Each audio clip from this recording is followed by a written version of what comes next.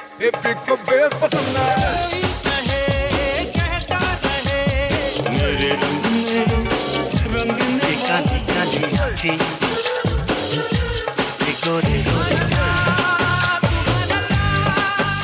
this is Asim. This is Sujoy. This is Amrita. And you're listening to Khandaan, a Bollywood podcast about the three main Khans of the Hindi film industry. Amir, Salman, and Shah Rukh. Hi, you're listening to Khandaan, a Bollywood podcast regular feed. Thank you so much for your support over the years. We now have a Patreon channel with bonus content and exclusive merch for those of you who would like to support us. Every dollar goes towards creating more and better content. Visit us at patreon.com/Khandaan podcast. Hi and welcome to a new episode of Khandaan Podcast. My name is Asim Bernie and I'm joined with my lovely co-host Amrita and Sujoy. Hey Amrita, hey Sujoy. Hey everybody. Hello. Amrita, you okay? Doubt में लग रही हो like everything. ये कौन आ गया हमारे podcast में? No, I did something to my browser. I'm just trying to figure that out. We also have a special guest. We have Parth with us. At too many tats from Instagram. Hello, everybody. Lovely for you. The pod. Yeah, welcome to the pod. Yes. I was actually going through your Insta, and you also run a animation studio. Is that correct? Yes. What's that about, man? That's so cool. So basically, my girlfriend is an animator. Mm-hmm. And, I am more like a producer at the thing. So we run this studio called Studio Mikudi. It's named after her dog Miku. And in Marathi, when you call somebody lovingly, you just add like a D at the end. So we call him Mikudi at home. So that's like our studio is named after that. And we do animation, we do branding, design. She's also a very talented illustrator. A bunch of Sudha Murthy books and stuff she has illustrated, like children's book. And she's also a filmmaker. So about 2 years ago, right when the studio was starting, her film got selected to be pitched at the Annecy Festival in France. So that is kind of how the whole studio now started. And now we do a lot of animation, we do branding, design. It's quite fun. Oh, great. That's cool. What's the handle? Just as a little plug. At Studio Mikudi. Great. Mikudi. Amazing. And you're at Too Many Tats on Instagram, right? Yes, I'm Too Many Tats because I have too many tats all over my arm. That is a lot of tats.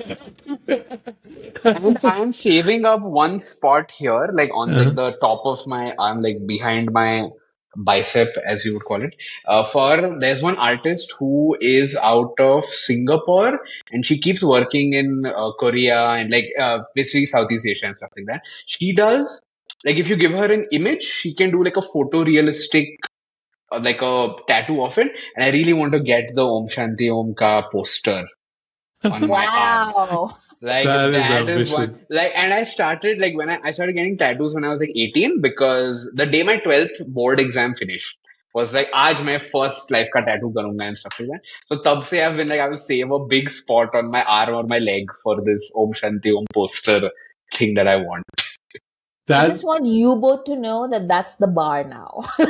Like, you two going around talking about like Om Shanti Om, like wow, like look at what Parth is doing. Yeah, exactly. Those are bona fides, you know, like Deepika Padukone on my chest, you know. Let's actually, I want to give a shout out to this. I don't know if you guys see it really well. It's probably not going really well, but yeah, I've got a little mug here from our friend Bollywood Classic Collection. She sent me this whole amazing merch package with hoodies and sweatshirts and this little mug with Kajol and Shah Rukh from DLJ. So if you want to go and order a mug like this, go to Bollywood Classic Collection, and she has a lot of work. If you don't know, it was Razia. She was with us on the Dhurandhar episode, which a lot of people loved. So she's a great guest, amazing content producer, and then also sends me gifts. So, I mean, Parth, that's your bar now. Yeah, that is the competition, you know? It's your bar now. What's it called? Bollywood Classic Collections, yeah. Classic Collections. Yeah, I'll put it in the show notes for the people.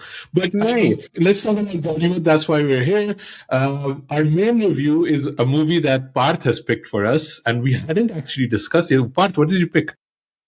I've picked Kabhi Alvida Naa Kehna. Amazing, amazing. And yeah, it was. I was actually quite surprised that you guys hadn't done it because I was like, oh, because I remember when I had just started listening to you guys, I was doing a entire Shah Rukh Amir Salman binge, like start to finish. So tabhi when I reached Kabhi Alvida Naa Kehna, I was like, no way, these guys have not done this. And then I was like, oh, they actually haven't. So I was like, oh, maybe this would be like an interesting thing. Considering Pati Patni or Wo Do has released this week, let's talk about a movie with actual infidelity, you know? It's interesting so the Pativerse dropped, like I was talking about in the previous episode, and then also they announced that they're doing a long form version of Kabhi Alvida Na Kehna. So Yeah. it's again, it seems to be in the news again, weirdly enough. But yeah, What tell do me you about mean? the. What do you mean a long form Yeah, version they're of making Kabhi? a series of Kabhi because Karan Johar said that he is making a like a OTT thing, and yeah. he is currently shopping for OTTs to come buy it. Like, and I don't even know if he has anything more than just इसको TV show बनाते हैं because it didn't sound like he really it really sounded like he just said it because he didn't have anything else to say, to be very Yeah, yeah. honest. Maybe they are out of content for Dharmatic, and now they have to just start spinning off their Yeah. own, archive of content. Do you guys remember how they've been trying to do a animated version of Kuch Kuch Hota Hai called Kuchi Kuchi Hota Hai? Yeah, yeah, yeah. It, Do you I guys? am so upset that this has not come out because I remember as a kid, I had gone to watch some absolute nonsense, okay? And I'm bored because my parents have dragged me for something. It was a Marathi movie, and I'm not a huge fan of Marathi movies back when I was a kid. And suddenly, there are two dogs on my animated dogs on the TV screen talking in Kuch Kuch Hota Hai, like dialogues. And I was like, no way, this is Shah Rukh. Like, this has to be like an ad for something, right? And then it said directed by Karan Johar. And I was like, yeah, Was it it's not like Jugal insane. Hansraj It doing was, it? Or yeah, I think it was like based on Karan Johar, directed by Jugal Hansraj. Something like I No, know no, Jugal Hansraj But was. Dharma was fully yeah, yeah, Yeah, producing yeah. it. It Like, was yeah, yeah, produced by yeah. Dharma. Yeah. yeah. I So wonder, like, because it they said that they had finished it at some point, and then it never came out. Like, I don't I know. think what happened is that Saif Ali Khan killed it with Roadside Romeo. So they're like, we need to we need to reheat some of these nachos. And then by the time they finished the movie, I don't think anybody gave a crap about, I don't know, Kuch Kuch Hota Hai dog version. So, like, I don't know, like, I guess the ship had sailed by then, I'm assuming. But it would be a great hit on OTT. Like, if they actually do have it done and they can release it today, it would be like a sleeper hit on It will be Netflix or just a something like that. sleeper, not a That would just be a hit. sleeper. That also. I do think there needs to be more content for kids generally. I think there's just like not Yeah. enough that's good content, and animated still feels for at least Desi audiences they categorize it as kids content, right? Weirdly enough, but Yeah. yeah, unless it's like religious stuff, I guess. But no, I want to hear about Pati Patni or Do. That's the movie you watched it. Vodo. Vodo, okay. Yeah. How was it? Shado, You Vodo. know, the funniest thing is, I went in thinking ki of all the things wrong with this movie, infidelity would be up top. But the funniest thing is, Pati Patni or Vodo has no infidelity. It has homophobia, it has casteism, it has racism, it has misogyny, bhar bhar ke, but it does not have infidelity. And honestly, I was kind of let down because I thought that at least kuch nahi to at least wo to milega. At least gali dene ke liye direct there would be something. But it's a money laundering scheme at this point. Like it's straight up tax evasion. I'm telling you because Ayushman is playing the most cringy, like this overacting thing that he has going on.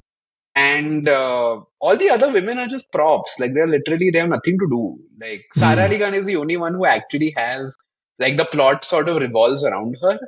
And Vamika Gabbi is just there.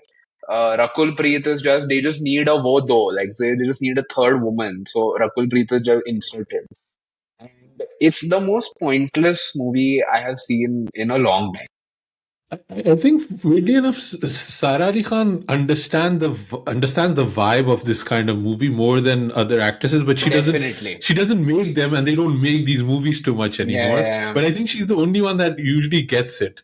But nothing works for her. She's And just you know, like she was, and you know, the funniest thing is she's actually fun, and she's actually fun. Like, just yeah, she's fun, you know. yeah. And she's playing the same character from the like those OTT movies that she did know with Vicky Kaushal and all, like Zara Bachke Hatke Hmm. and all that. Like, she's playing the same character from that, where she is the conveniently introverted and meek and conveniently muffat, like North Indian girl. But it just never comes together as anything. Like halfway through the movie, or like this can be like a very good 3 episode mini series. You know, like why is this in theaters? And the amount of paid promo they have done is crazy, because Variety India of all places is like, we need more comedies like Pati Patni or Vodo in cinemas. And I was like, no way, the bills are that high. You I honestly don't get how Mudassar Aziz still keeps getting work, like as a director. Like, If you Yeah. I just had a look at what movies he's made. Like it's all in that like shadi verse. It's something is hilarious. going on with his life. Like, दूल्हा मिल गया, happy भाग जाएगी, happy फिर भाग जाएगी, पति पत्नी और वो, मेरे हस्बैंड की बीवी, and then पति पत्नी और वो दो. what He's is kind this? of like the he's like the evil Suraj Bajate. That guy. No, he's like David Dhawan, but if David Dhawan was not funny and competent, you know, like that's what he seems Yeah. to. Yeah. And if David Dhawan had like shit songs in every movie, it's Yeah. that. Like, because the songs were so bad. They were so, and you know, they did like this very odd thing where the credit song, which is that Humne Wahi Lagaya Dil, whatever, it's by this one duo, which is this small kid, and I guess his Those older annoying kids brother. that sing really loudly. Yeah, I've seen those. Yeah. And that kid had become like, that song became famous because that kid became a meme, because somebody did like a AI filter thing where he sounds even more shrill and stuff like that. So they basically did this is the mosquito wala gana. Like literally the song started playing and my friend was like, oh, isn't this the mosquito song from the reels? And for some reason that kid and that brother are in like the music video and the credits and stuff like that, and they are getting dragged through the mud again. And I was like, it's such a weird thing to like get a kid who's already gone through so much or whatever, just show him like some money and then be like, now come be in this dog ass movie and then sing that song again. And they made it even worse. Like, it's just whatever. Yeah. Monetize your trauma to the max, you know. Or the max, you know. Like, why get traumatized for free when you could be making money off it? Poor kid. Yeah, well, I was not planning to go watch this movie, and clearly now I'm even going to be skipping it if it's on streaming or stuff like that. Yeah. Speaking of movie streaming on movie streaming, Kartavya came out yesterday or 2 days ago. You and me, Sujoy, finished it. Parth, you watched half of it. Sujoy, what did you think of it? I quite enjoyed it, but there are some bits that are clearly quite hard directional decisions were taken to minimize the footage, the camera panning on the Lallan top guy, because he's terrible at acting. Oh my god, he's so bad. Like, because I don't watch Indian TV, so I don't like. I only know him. He did a very long interview with Amir Khan. That's what I know about him. And I literally thought it was called Lallu Top. That's what I thought. But yeah, he was like, oh my god, and like I wanna like you say, and then I'll talk about the ending, because clearly they had to like, okay, this is not working. Yeah, because he's supposed to play this like demigod thing, like, you know, organized religion guy with a prominent figure in that Jhamli town, and he's arranging all these kids. I don't know what, all sort of unscrupulous things that he's doing with these kids. And then he's supposed to play this evil Amrish Puri kind of guy, right? And he's got the like 0% personality of Amrish Puri. He does not have that screen presence, and he just comes across as a caricature. And like his acting abilities are just nil. And so the director, I don't know why that creative decision was taken to cast him. So they have to work around it. So every time he starts speaking, the camera just goes to a back shot. Yeah. and is saying the dialogue, and then the camera then pans across to his friend with just his reaction shot when Saif is talking to him. It's hilarious. Amrita, it's so bad. At the ending is like, you get the big bad guy or something, justice happens for him. They just show it in a voiceover and they just show him on the phone talking to somebody. And a movie couldn't pull all of the themes together when it ends in a narration voiceover, right? Like, Yeah. it didn't hit, which is going to tell you what the movie was about. It's safe talking in his accent. And it was like, wow, okay, this clearly didn't work for them. And they just needed to wrap up the whole thing. But Parth, you were saying that you didn't even like the accent, which I thought I know. sounded okay to me, but And what do I I think know? I'd just come from watching the terrible accents in the Pati Patni movie, so I was kind of like in that weird hangover of that. But I don't know, I was like the little that I saw, I liked because Mm, while the accent is whatever, Seth looks really nice. I think Sanjay Mishra is the guy who is his like partner or like the Havaldar with him. He's yeah, very good. yeah. That kid, the kid was really, really good, I Yeah, thought. he's really good. But Yeah. then that Lallan Top fellow shows up, dude, and you're like, dude, this thing is just zapping me out of this movie. And it's not even because he is like an internet personality outside of acting or whatever. He's just bad. Like, he's Mm, been bad even in the interviews. Like, I so clearly remember this video where Paresh Rawal went on Lallan Top or whatever. And Paresh Rawal is like, I don't know, I wake up and I drink my own pee, and then the camera cuts to this Lallan top guy. And the in Kabhi Alvida Naa Kehna, how that creepy smile Abhishek Bachchan gives Rani Mukerji, where he like looks down and he like starts smiling like that. That's the look he has on his face. And he just doesn't know what to say because he's like, this guy just said he drinks his own tea. And now he's telling it's me his also own to. thing that he was Yeah, drinking. yeah, Paresh Rawal is like, I wake Oh, up, I drink my first pee, and he's telling that guy, you should also drink your own pee.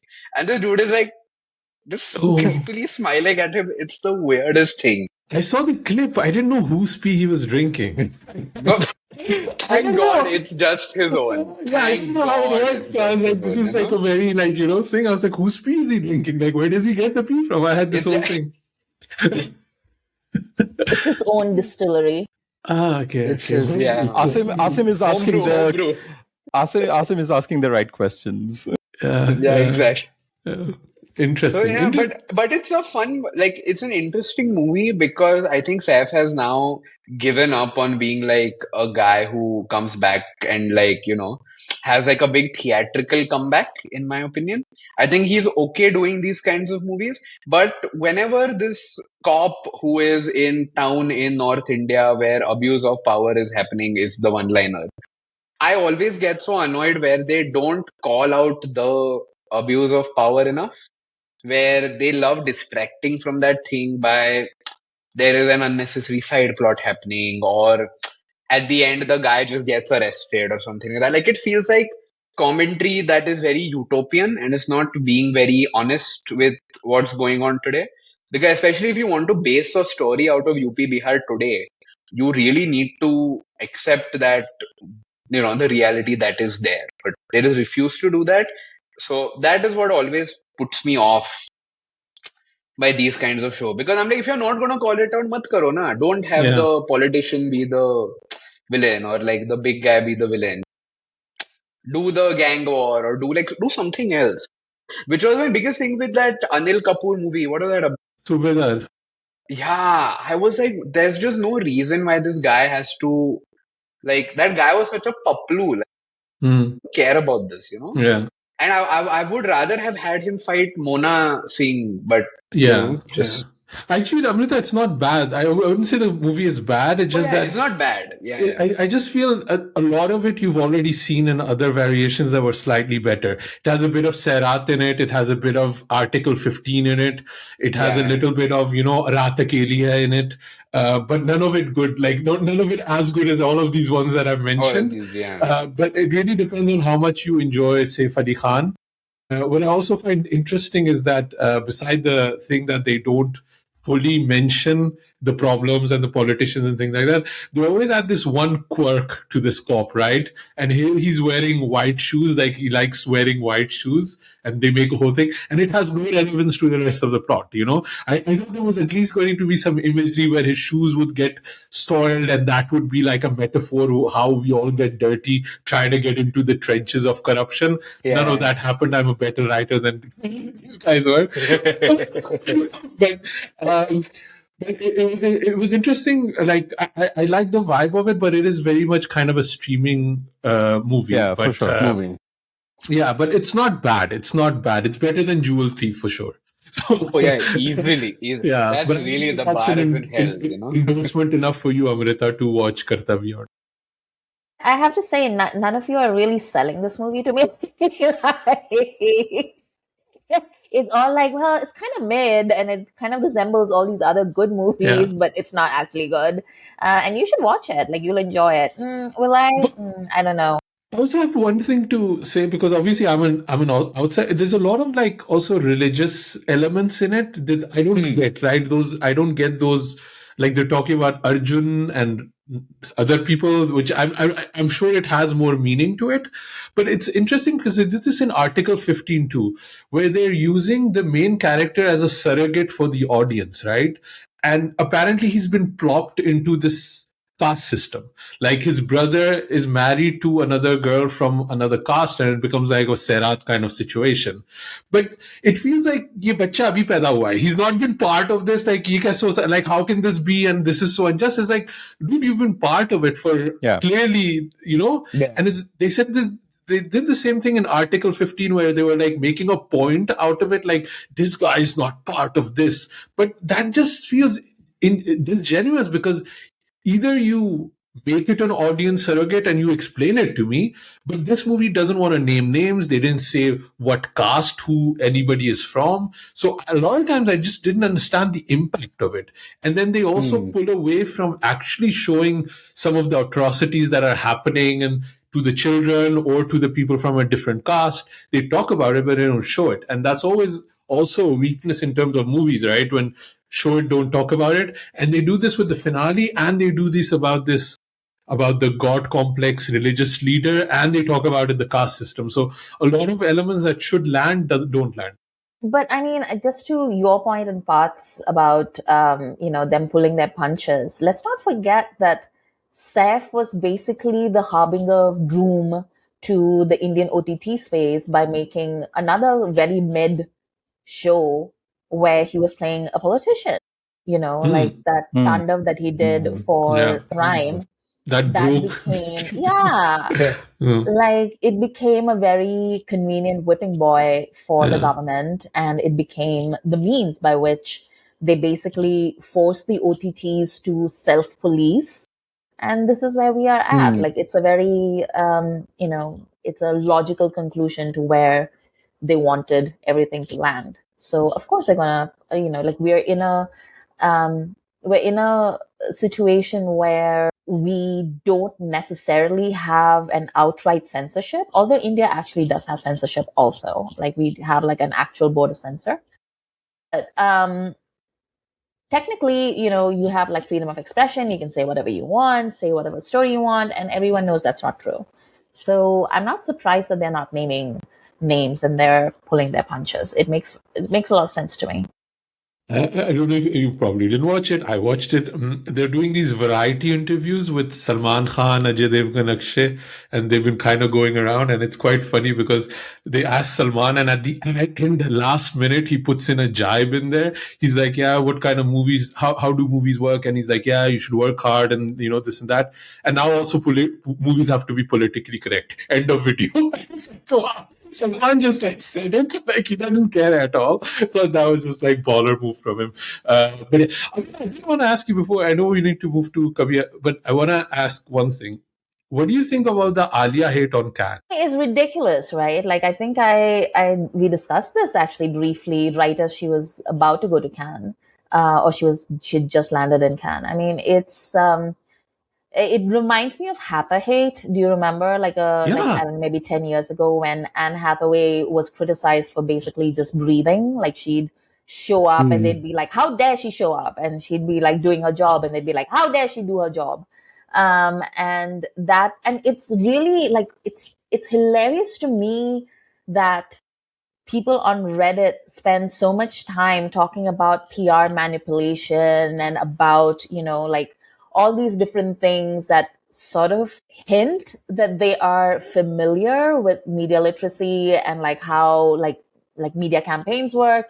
And then they also are simultaneously unable to see how like, I don't even know what to call this, the disinformation networks, I don't know, but whatever it is happening, like it's an orchestrated effort. Like, I don't know who is orchestrating it, but there is no way in hell that there are 10 or like 20 different posts on Reddit within an hour that say the exact same things and post the exact Yeah. same photos with the same exact narrative. And you have like the exact same people on Instagram who are like seeded with like the exact same talking points. And it's like a very, like, you can see it in action, right? If you're paying attention. And the same people are like so caught up in it. Like the people on Reddit are so caught up in it. I remember there was this one particular post where like a bunch of celebrities, like, I don't know, like influencers, TV celebrities, whoever they were, they had like different Instagram stories that they posted with it, that they were saying, oh, Alia looks beautiful, which she did actually. And, like this level of hate that she's receiving and the criticism that she's receiving is unacceptable. And people just need to try and be a little bit kind, like blah, blah, blah.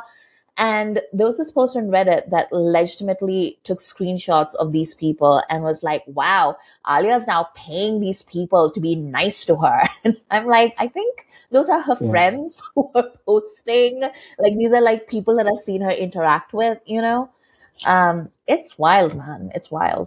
I just also find it interesting because it's such a negative space, but it's kind of a bubble in a way, because Vogue, L'Oréal Paris has done amazing videos on Alia, and they've released it on social media, got tons of hit, got tons of praise. A lot of like non-desi white fashion influencers have been doing videos on Alia on how amazing her dress was, how amazing her styling, her makeup was.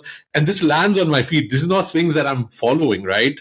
But so much praise has been. It's the same thing that happened with Karan Johar too. There was a lot of negativity within the Desi space, but outside of it, people were so praiseworthy of it. And it's the same thing with Alia. And you're saying who's funding it, but my thing is, to what end? What is the Yeah. point of breaking Yeah. down one of the biggest and most talented actresses that we have at the moment? Like, I don't even understand what the point of it is. And it's funny because at this moment, I think yesterday, Sanam Saeed, the Pakistani actress, also did her her debut at Cannes, which is kind of amazing because it's the first Pakistani actress that's doing it in a long, long time. And she had done a video, I think, before, where she was praising Pakistani actresses like Shamim Ara about the legacy and this and that. And a lot of Pakistani people were complaining about it, like, oh, she doesn't even follow this and that and that. I was like, what is up with our people, man? Like, we could just not enjoy anybody's success. It's just like crabs in a bucket trying to pull each other down, especially when it comes to beautiful women. I don't know, man. It's just like, No, I don't and know it's how. just like people are acting as if Alia has told L'Oreal कि please मुझे लेके जाओ. अरे, it Yeah. the hell? She's not even. And I got so pissed a little while ago when I saw that video of Anurag Kashyap complaining that too many people want to walk the red carpet and then not watch in a movie. Yeah, because I don't know, she's been called by a brand. Like, why are we acting like Alia has a movie in the competition, and instead of going for her own screening and, like, I don't know, marketing for Indian cinema to take a next step, she is too busy getting clicked on the red carpet. She's been called to do a job and she But did the I job don't think really he was well. talking. I don't think he No? was talking about Alia. He was talking about these BT listers that come for Khan. I don't. I I don't think know. I that's a just lot. think that Anurag Kashyap just keeps this whining and whining and whining. And I'm like, तू ढंग की picture बनाना Yeah, पहले. movies. तू एक तो बना. Yeah, First, you want to literally everybody who told me to watch Kennedy. Your struggle and your bad time in Bollywood cannot be the marketing of the Mm. movie. Everybody just told me watch this movie because it took so long for it to release and stuff like Yeah. that. I was like, तो मैं क्या करूँ? उसकी picture and it was I didn't like the movie that much. I was like, oh, it's an okay movie. So Hmm. I'm like, just dude, make a better movie and then start going and complaining about how cinema is taking a thing. You to become an actor only, What Yeah. you're South. being villains in South movies. It's funny that you say that though, Parth, because like, you know where else I've heard this whole thing about, like, oh, but there's so much effort that has gone into it. Prabhas movies, like, literally every time one of those incredibly shitty movies comes out, they're like, well, how can you say that about Prabhas? Do you know how hard he works? What He like personally exactly? feeds people with his hand. Like he's like doing all, and I'm just like, I don't care. I want a watchable Dude, movie. people want to act like Prabhas is the Mother Teresa on set. Like they Yeah. want to act like Prabhas is saving us. Like I say, the lighting dada can't hold the light. Probably Prabhas will go hold it. I'm like, what? I highly doubt this. And Uh-huh. when they announced the Bahubali animated thing, the guy who's directing it, I met him at like an animation event like last year and stuff. And Tabhi, he had just said that, oh, I'm working on something big, like I can't tell you and all that. I said, okay, cool. And then when it got announced, my first reaction was, thank God I don't have to see Prabhas. Animated Prabhas any day. I don't have to see real life Prabhas. 50% of the problem is solved. Parth, I think in the last few movies you have only seen an animated version of Prabhas. He was not there. Like it was an animated version. What is I've that seen. movie right now, which is that horror house movie, Raja Saab or whatever? It was so, like, I tried watching like on like a link online, whatever, for like 5 minutes, and I just couldn't. Yeah. There is like some alligator jumps out and all, or some non, like absolute. It's like Toonpur ka superhero levels of CGI, where I'm like, that was intentionally like that. This, they think that they've made a masterpiece with Prabhas. I saw a clip, I think it's from that same movie, but there's like a sex scene and it's him and I forget who the leading lady is. I think it's like Pooja Hegde or somebody. But they're No, it's both crying. Malvika Mohan or like Is I it think that's Malvika her Mohan? name. Okay. Yeah, But yeah, I think that's her. they're both in bed and they're both weeping and I'm just like, yeah, I would also weep if I had to do that cringe scene. It was so bad. But yeah, anyway, this has nothing to do with Kartavya. But yeah, I don't think I'll be watching it, Yeah. guys. Sorry. Let's move on to our main review. We've talked a lot about other things that were not as important as this movie. Parth, you chose Kabhi Alvida Na Kehna. Why did you pick this movie? It's a little bit recency bias because I just saw it a few weeks ago and I was like, my God, they just don't give me this much movie in 3 hours. Like if they like the ROI on the ticket price that people probably paid and do it's so high because about 45 minutes in, I was like, I'm just 45 minutes in, like so much has happened. I thought now it's interval time. But this is just a movie that is so different from what like brand Karan Johar is known for. And it's such a I don't know, like it was such like a controversial movie when it Hmm. came out. Despite everybody around, like all the adults around me being like, oh, like despite the cheating and them sleeping together in a hotel room and stuff like that, it's still a very, very good movie.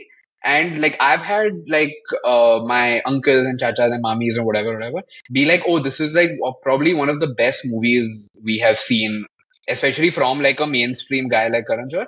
Where I was like, okay, ye thoda zyada ho gaya, because I remember when I Wikipedia this movie, I'm not making this up, they're going to send this to the Oscars. They were debating Rang De And this Basanti, Krish, and Kabhi Alvida Na Kehna.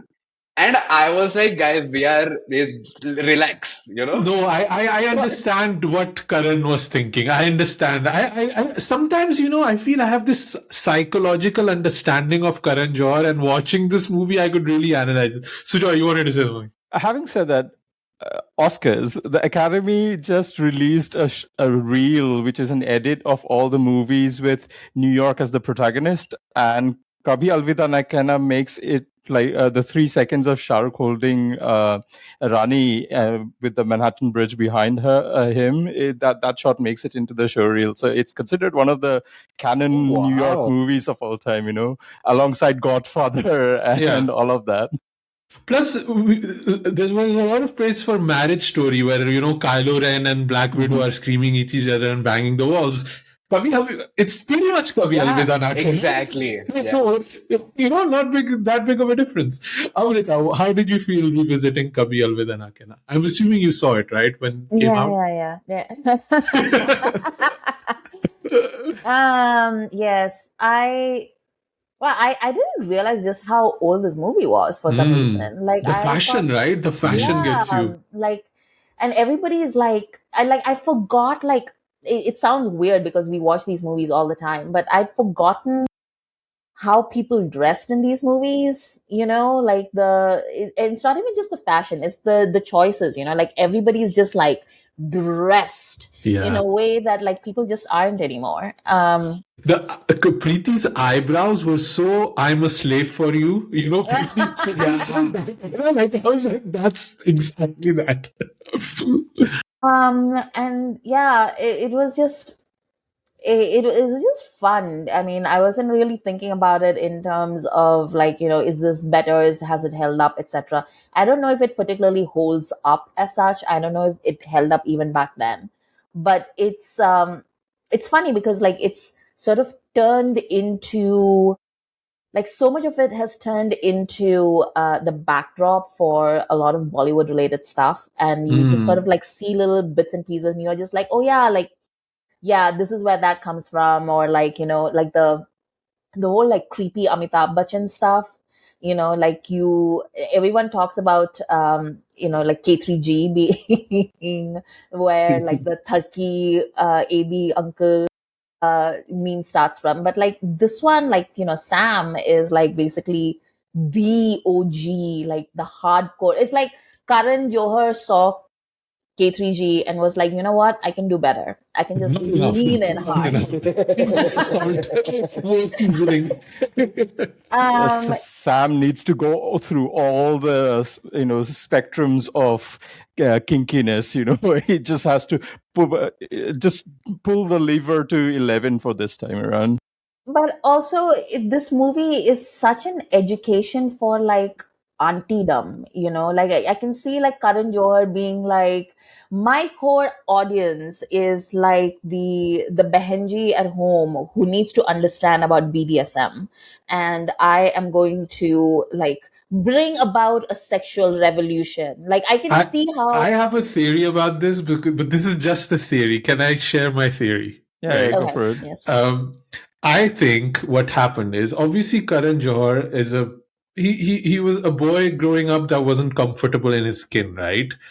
And he tasted a lot of success after his first two movies, like to a point where you become the talk of the town. So I think he just had a lot of unfulfilling, sad, and angry sex after that. And a lot of that has been put into his movies like this. Because my theory about Karan is like he puts a lot of himself in the movies, right? Like you can see in Ae Dil Hai Mushkil, you can see that's Karan. You can see.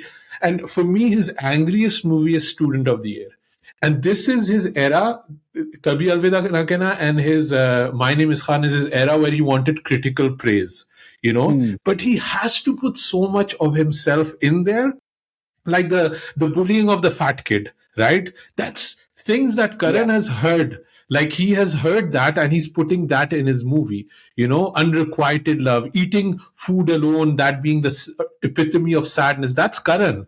But Or like even the fact that Arjun is not like a manly, like he's not a very boyish yeah, boy. Kid, Yeah, that's he's a mix of 100%. boy, which is why Played the by whole a Shah girl. Rukh being like, Played by a girl. Played by an exactly, actual played girl, by an right? actual girl. Yeah. And so that's Karan, that he's putting himself in there. And like even there's a joke like, oh my God, thank you, I'm gay or something like that. He puts it in there. But I think this coming back to the kink, because that also is something that he puts in Rocky or Rani, right? To a certain degree, where the bra shopping scene, like the sex shop scene in this, or is it sex shop or is it Victoria's Secret? I don't even know what was going on in the Well, 2000. it had a No, whip no, and it's all of like that. yeah, it's like a proper like a Yeah, sex toy yeah, It's like an shop, yeah, Ann you know. Summers, I yeah. would say. Yeah. And that's, but yeah, I think so. That's my theory, Amrita. I don't know how do you feel about that? No, yeah, I mean, 100%. Like, there's for Karan, his movies are definitely personal. A lot of it is aspirational. Like, you see, like, him just sort of like, how, like, all of us play Monday morning quarterback, where we're just like, oh, like, if only I'd said this, and like, if Mm, only like this had happened. Karan basically writes a movie based on that. He's just like, this person broke up with me. How dare he? I'm going to write a movie called Edil Mishkel where he dies of because of cancer cancer. Yeah, because that's yeah, what he yeah. deserves, I'm you going to know? shave his head first, and he's going to have cancer. So yeah, it's definitely that. But it's funny because I was just talking about this movie to a friend of mine earlier today, and she was talking about, she's much younger than I am, and she was talking about like how when this movie came out, all the mummies that she knew were big fans of Shah Rukh, and all of them were just like, I cannot believe that he would cheat on his Yeah, wife. yeah, Like, they were so heartbroken that their one perfect man had gone and like cheated on his wife, even if it yeah, was with Rani. yeah. It's funny, like, these are like, it's become a sort of like cultural touchstone, Mm. even though a lot of people would say that KANK is probably their least favorite Karan Johar film, and I understand where they're coming from, but it's also probably one of his most discussed movies ever. Mm. No, and Sujoy? there's like a story where, sorry, like just like when you said that all the aunties were like, "Oh my God, how could Shah Rukh do this?" Apparently, when this movie had released, Karan Johar was in New York or something like that, and he went to watch like a screening of Yep. Kabhi Alvida Naa Kehna, and this lady walked out at the interval, or like I think just after the movie, with her daughter who's crying her eyes out, and she yelled at him, being like, I took my daughter who's going through a terrible divorce to watch a Karan Johar movie because, oh, it'll be like so happy, Shah Rukh will be romancing and everything, and this is what you have made. And like he always mentions that whenever anybody asks him about Kabhi Alvida Naa Kehna, so it's like We really need to this thing. talk about like how the cast of this film, and even the people that are not part of the cast, like Kajol, Mm. they're like so weird about this movie. Like, we have to have a discussion about that because there's like so many weird things about how Yeah. they Yeah. react I to want to it. hear from Sujoy because this podcast is going to be 3 hours because this is like we have a lot to talk about. But Yeah. Sujoy, Kank, how did you feel then? How do you feel now? Then I was just exhausted by it. This time I watched it in 4 parts because I just couldn't finish the movie. It just kept going on, and mostly because how unlikable Shah Rukh is, and He's so Hmm. unlikable. without any sort of redeeming quality that was given to him. I think that's the flaw of the writing in my part. As an audience, like, I need to connect with Shah Rukh, and this time around I didn't feel that. Back then I just watched it for the big screen spectacle of it, and Anil Mehta delivers that in spades. Like, the way he captures the entire landscape of this movie is immense. But this time around, obviously that's still there, as this this entire ambience of the movie is so gorgeous, and the people in it are so gorgeous, but then you look underneath the surface and these people are so unlikable, and that's why it was so hard for me to keep up with this movie, and I had to just break it down into 4 parts. There is a reason, I think, why he is named Dev, and because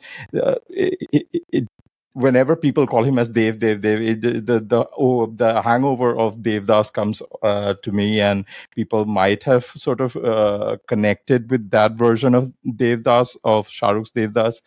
Um, but I don't know. There is a certain redeeming romanticism about Devdas, about SLB's Devdas, about Shah Rukh's Devdas, which I didn't find in this. Here, he just feels irritated, angry at the world, angry at himself, sad about himself. He's violent, physically violent with everybody. He is fat shaming within the first 5 seconds of the movie when his character is introduced in the park for no reason. He is just there. I just felt very, very difficult to watch through this movie. The drama of this movie still hits. Like, there are scenes which are still like really shot well, really acted well. There are scenes which are like really long. Like, there is a one take scene on that bench which Karan Johar is very famous or infamous for, and they really, deliver on that. Like, because when Shah Rukh is talking, Rani is reacting, and when Rani is talking and Shah Rukh is reacting, and all of that is happening in just one shot for a long, long period. And you can see the expertise, how seasoned these actors are, and none of that you see in the current crop of actors. So that is very, very apparent. But other than that, yeah, it didn't land for me. Oh, wow. Okay. No, for me, it. I remember back in the day, I liked the movie, and honestly, this time it even worked for me again. It gets to the point to where I end up liking it at the end of it, because the second half I feel is much stronger than the first half. But I want to start on a kind of giving Karan Johar his props to a certain degree, because I mean, we're a pro Karan Johar podcast just generally for a lot of the things, and I think if this movie didn't exist, Gehraiyan wouldn't exist. Lust stories would not exist. Oh, easily. It set it broached topics that at time were not being discussed at all, and it changed the landscape of cinema. But it was too early, and it's not well made. I like the movie because it's Karan, and I like his kind of idiosyncrasies. I like all of the actors. I like the grandeur. Love the songs, that kind of thing. But I also understand this is not a well-made movie, and I think a main weakness of this movie is the dialogues. That none of the dialogues actually hit. None of the tragedy, none of the things that Karan Johar is so well known for, none of after watching this movie, I couldn't remember one line or one dialogue that really, really, really hit me. I think earlier I was saying that he had massive success, and I think always when we joked about the Met Gala thing, Karan Johar has been aching for critical acclaim. And in a way, he's, Sandeep Reddy Vanga in that. He has massive commercial success. He has the love of the audience, but he just wants critical acclaim, and he's not getting it. And here he tried really well. And I think what he's trying to do is some sort of French relationship drama.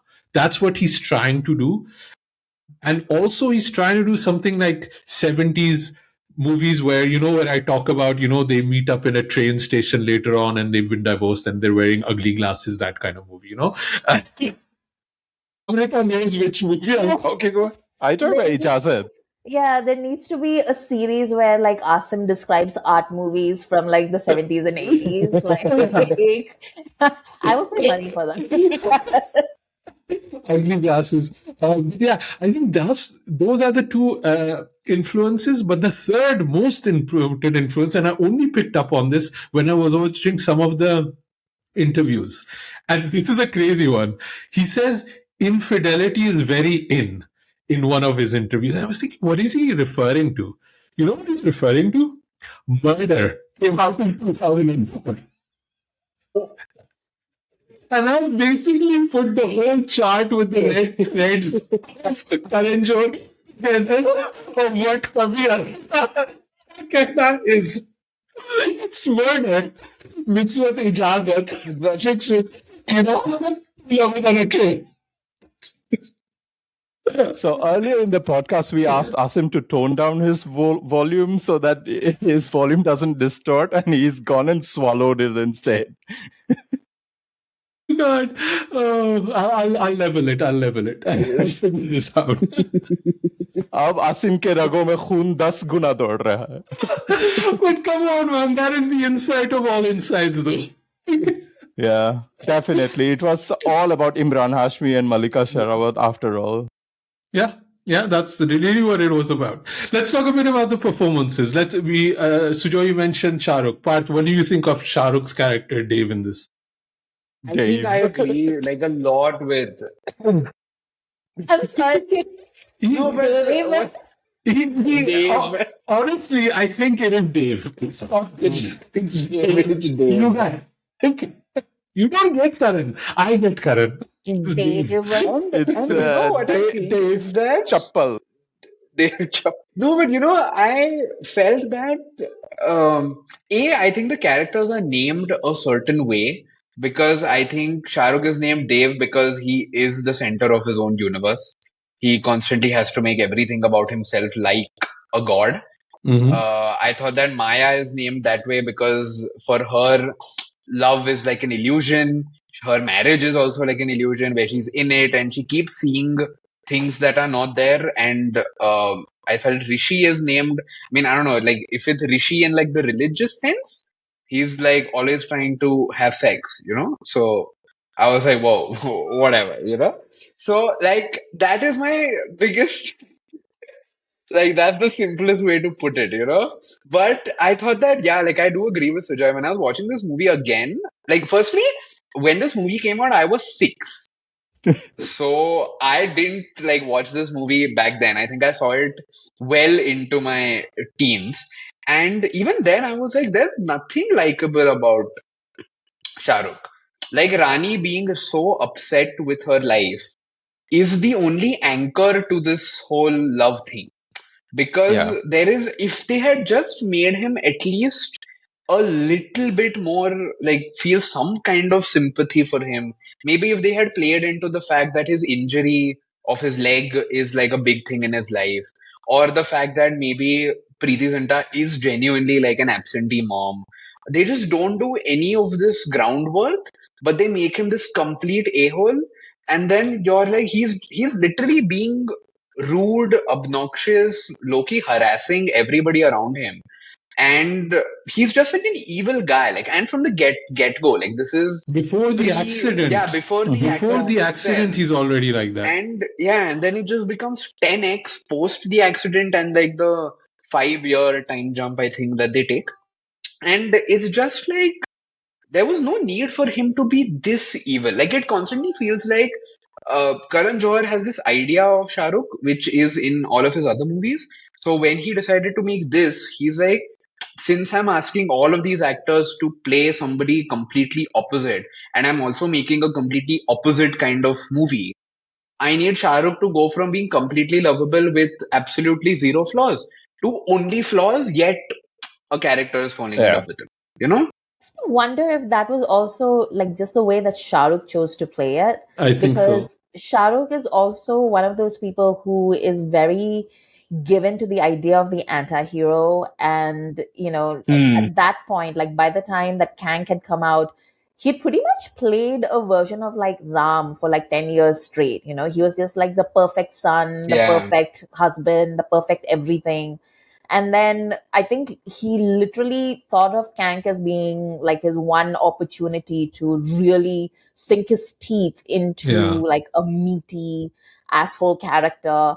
And there's that thing that Shah Rukh always says that, like he can play like the most evil character and he will still like sell it to his core audience. Like he'll still make him likable.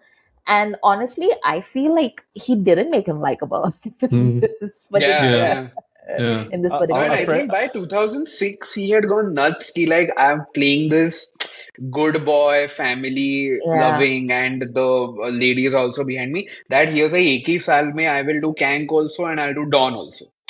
Like they're both the same year, I think. So Mhm. he was like, let me just go all out. I have a friend of mine who is a long-time Shah Rukh hater, and when he saw Kank, he was like, "हकलाता पहले से ही था, अभी लंगड़ा भी है." Lagda, lagda. अब पूरा movie लंगड़ा है. And he was like hating on the movie even more. Also, that is like what Parth just said about Dawn coming out this year. Basically, Shah Rukh did a movie about infidelity, and then he made a movie Where he starts in being infidel. I see all the little notes are I coming see all together the in this dots, you episode. know. Yeah, Everything's connecting. 20 years yeah. later, Yeah, no, and Karan Johar as a director, it felt like this movie honestly came out of nowhere. Like, if it really is his thing that, oh, like murder happened and like whatever, infidelity is in or whatever, it's such a odd thing because in my head, Karan Johar is one of the few directors in the country who has stuck to the theme of romance throughout his entire career. And to me, he seems to be making movies which are like the evil versions of his other movies.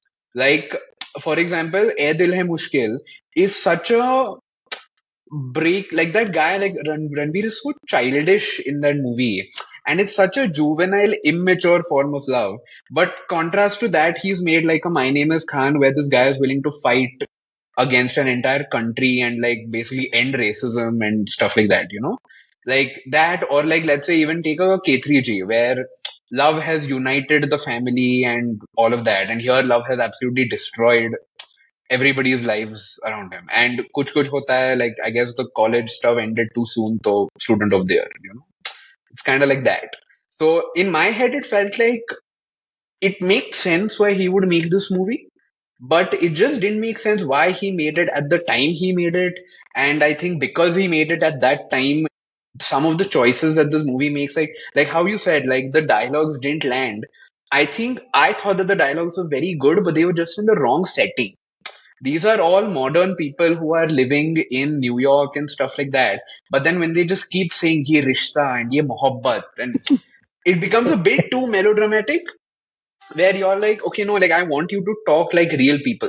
Because Abhishek Bachchan will be calling his dad dude, but then when he's talking to Rani Mukherjee, he'll just go to like suddenly a 90s type hero being like, Hamare rishte mein bacha hi kya hai, and you know, all of that stuff. And like when they can't find a word, it's all Hindi, Hindi, Hindi, Hindi, and then you suddenly say something like vacuum cleaner. So you're like, what the hell is happening, you know?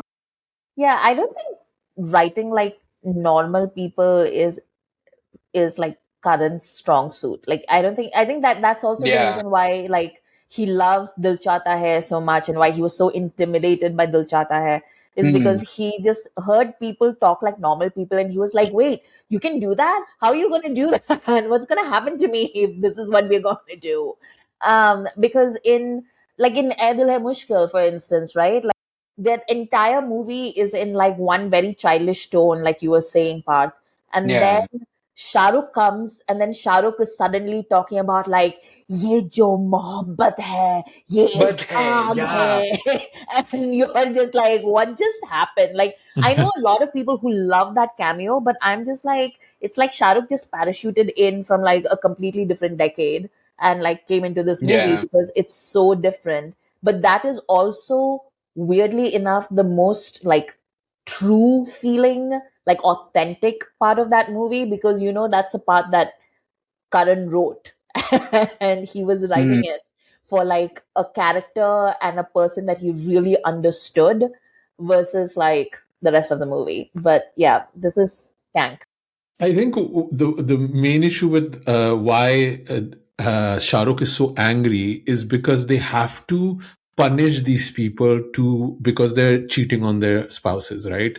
And I Yeah. think it's a Hmm. burden that both Shah Rukh is carrying more than Rani is, because Rani, I mean Rani, like like there's a lot of discussion. Maybe I've made this joke before, but there's a lot of discussion about women being love jihad in India, but there's so many women that have gotten dil to pagal hai in India, right? And I think we don't talk about this enough. And here also Rani gets dil to pagal hai because of Amitabh, and I think that's the main burden she's carrying, right? Hmm. She has to marry Abhishek, and both of them are saying Shah Rukh, and it's literally the first scene because they're playing off of their previous movie about love is friendship, right? That's the key Hmm. theme that they took, and they want to play around with. But none of these people are actually friends. Is there a moment where Rani and Abhishek, you can say these were actual ever friends? No, they weren't friends. Neither was. There's not a moment that Preeti and Shah Rukh are friends or even friendly. So they have to pull up these emotional stakes so high that, Hmm. Rani owes Amitabh something that never even defined why she had to marry Abhishek. And Shah Rukh has to define this anger based on his accident happening, and then Preeti getting a lot of work and getting very successful. But he was already a very angry person before that accident happened. He was being very, very passive aggressive and things like that.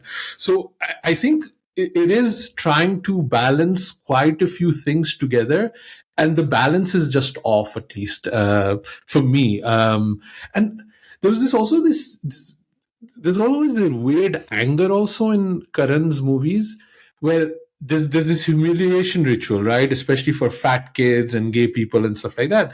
But like, I forwarded the scene where Rani knocks at the bachelor thing and she's wearing those S&M clothes. Why Yeah. is she blindfolded?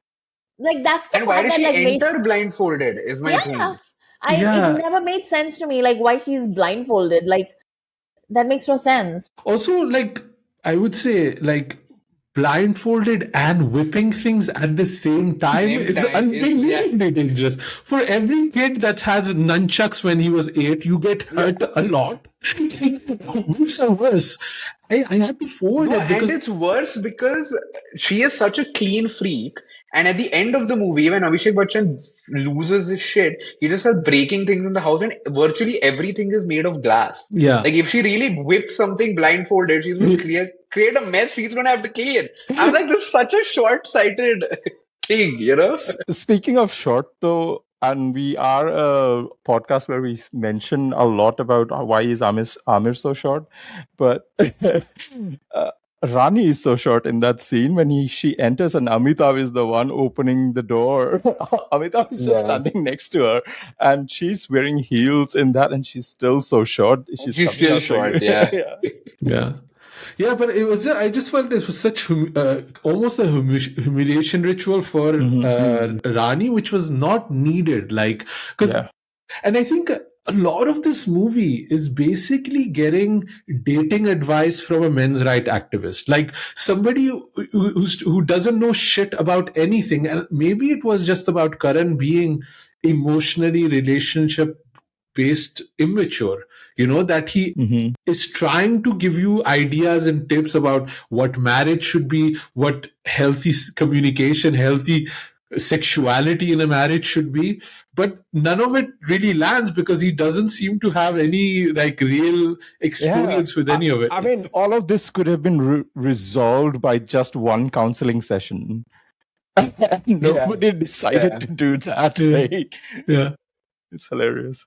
And No, and also, half of the stuff, it just keeps going on and on and on. Like, this movie should have been easily, at the very least, 45 minutes lesser than Yeah. what it ended up being. At the very least, and I'm saying. Could be more, you know? Sujoy, you were saying? Yeah, sorry, Sujoy, you were saying. You forgot. now I've lost my train of thought. Talk about I'm so Preeti. sorry. Talk about Preeti and Abhishek, Sujoy. No. I was talking about the previous scene. So Shah Rukh and Rani, they go into that bed store, and then Rani gives that advice of the massage, and then they walk into that Ann Summer store to buy a slutty dress for Rani, right? And then Shah Rukh goes to give that same massage to a Preeti, and I completely forgot about that scene where they refer to like tumhare matha, tumhara naak, tumhara chehra, sab blue hai, jadoo.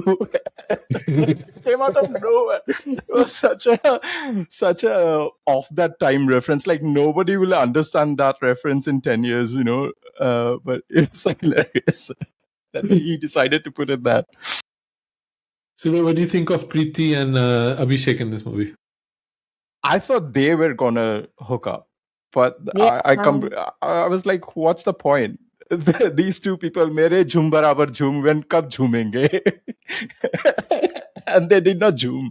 I thought that was actually good. I think it made sense. Why would they, right? Like, plus you have Arjun Rampal, Lambi Race Ka Ghoda, who's been like trying to seduce her for 15 years or something like that. Promotion for promotion there, and she's still not getting it, Yeah. Bechara.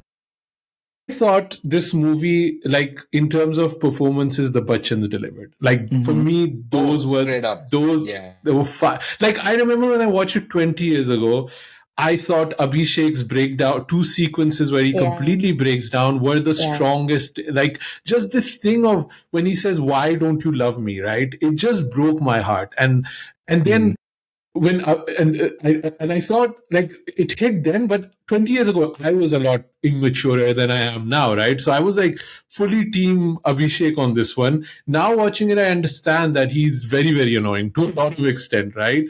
But it is also the dynamic that both of them had created. But Amitabh, who's playing Sexy Sam, I understand he's annoying, but these are consenting adults. So let's, looking at for 2026, it's fine to a certain degree.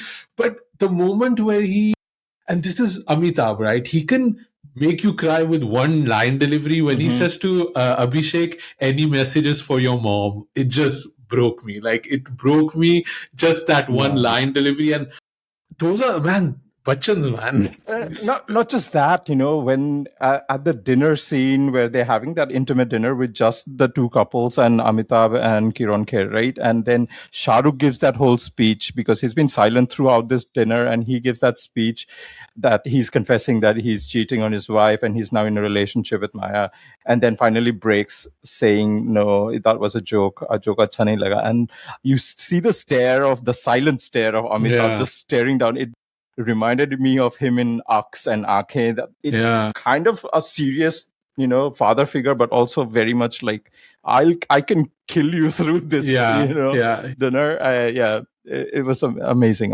He's the first to clock it. There's even a moment where he sees Shah Rukh looking at Rani, and he knows like this is not kosher. Like what's going on here, Yeah. But yeah. Man, I think he has that skill to like just turn the sexy Sam off also. Yeah. Like in the tiny scenes when Abhishek screams at Rani that tum to mujhe bachcha bhi nahi de saki or whatever, and then the next scene where he says ki main Paris ja raha hu 10 din ke liye or whatever. There, the way Amitabh really wants to be like, I want to be there for you, but I also understand that I don't want to interfere in your marriage. It is this thing, like that scene is played so well, and you kinda in those moments you forget that he is sexy Sam also. Yeah. You know? Or even when he gets on stage after the party and he sees the first fight, because he's not seen like that they're actually fighting that much because they've been so passive aggressive right before that. But there he sees it and he tries to like tell the story about apologizing and missing his wife and all of that, and then he switches it back to Sexy Sam.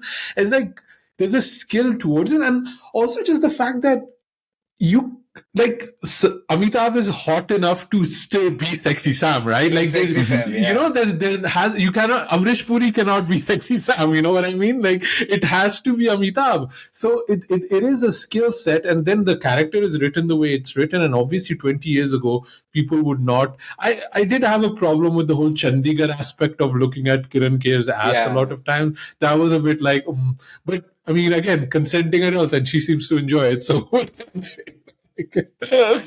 Yeah, more than Preeti and Abhishek, I thought there would be some note about these two getting together, Kiran and Amitabh. But I guess that's something that then they continued and Rocky and Rani to a certain degree. I was just about to say, I think he couldn't do it then, so he did it with Rocky. Yeah. And I oddly thought that Kiran Kher was not very interesting, and like she's a good actress and stuff. But I thought that when they find out, and the fact that she just says nothing to Shah Rukh, they're in that field, I think, outside the house, like on the lawn or whatever. She never says anything. She never says anything. And then at the end, she is just like, now that you've kicked out my son and he literally doesn't earn any money, I think I should just stay with you. Can I stay in the bigger house? Yeah, can I just stay with you? Can I stay in the big house? Yeah, जब तक इस देश की माँ नहीं सुधरेगी, Another odd choice I thought was that maybe it is to play off as like Rishi is such a reactive character, where every time Maya will say something, he has like a very outward reaction to it. I thought that the choice that Dave is so outwardly mean and rude and just like obnoxiously an asshole to his own wife, but she never says anything except when the movie wants her to have a fight. I was like, there's no way somebody like Preeti Zinta is just taking it, like day in, day out, this dude is just at the dinner table, at like picking up the kid, just at breakfast, he's just like berating her almost. And how fulfilling is your job that you're okay with this? After a point, I was like, I would come home and I'd beat the crap. Dude, I'd break his other leg.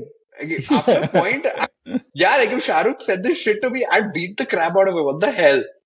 Like, he's just like, you're too successful and you're such a shit mom and you're such a horrible wife and everything. And even the movie realizes, because when Shah Rukh really wants to say something mean to her, he doesn't say anything actually mean. He just says, "इस घर में सबसे ज्यादा नाकामयाब तो हमारा रिश्ता है." And I was like, that's just so not you. Like, you're literally belittling her 3 seconds ago.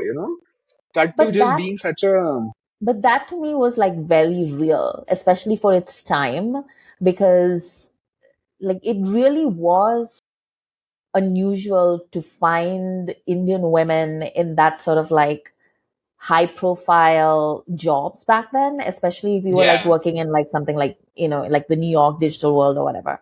And to me, it made like a lot of sense that that was her soft belly and that was where he was attacking her, where he was just yeah, like, well, like you're a shit mom. And yeah. you're not like a good woman, basically. And I Hmm. could see No, and the why entire that was thing that upset. she says back to him, like clock it, like she got it. Yeah. Yeah. She got his ass. Amrita, I praised the Bachchans quite a bit. Do you have something to say about that? Yeah, I mean, they're fine. They're fine. Speaking about passive aggressive folks. Right. Yeah, no, but like I want to hear about, because for me, Abhishek was kind of the, like, what do you MVP. think about his Hmm. appearance in this? I don't think he can be like the emotional linchpin of this movie because, again, like he plays it like he's a fine actor and he plays his character really well. And you're right, like if there is a sympathetic character apart from the child in this movie, then it's Preeti and Abhishek, right? Like, sure, I get all of that. But Abhishek's register is always like one or two tones lower than where this movie lives, Mm. because this Mhm. movie lives at Hmm.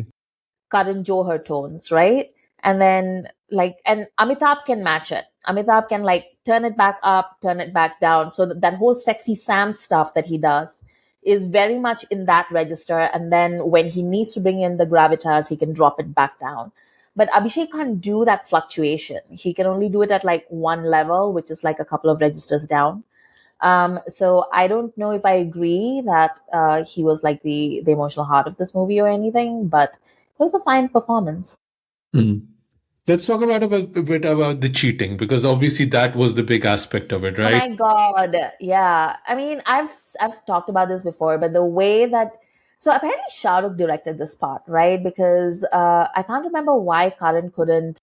Oh, it's Thrills. Was it a thrill? Oh, That's why. thrills by Shah Rukh. Is it Thrills by Shah? Thrills and intimacy coordination by Intimacy Westies. code.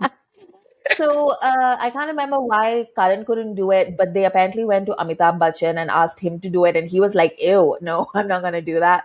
And so Shah Rukh did it. So Shah Rukh was the one who directed the entire thing, and and I've said this before, Shah Rukh, at bless his heart, but at his core, he is very much a Punjabi uncle from Delhi, Uncle, yeah. right? He is 100%. That's why like so many aunties love him across India. They're just like, he's like our husband but like better. And he was just so traumatized. Even today when he talks about Kabhi Alvida Naa Kehna, he sounds legitimately traumatized about the fact that he had to like cheat on his partner in the film.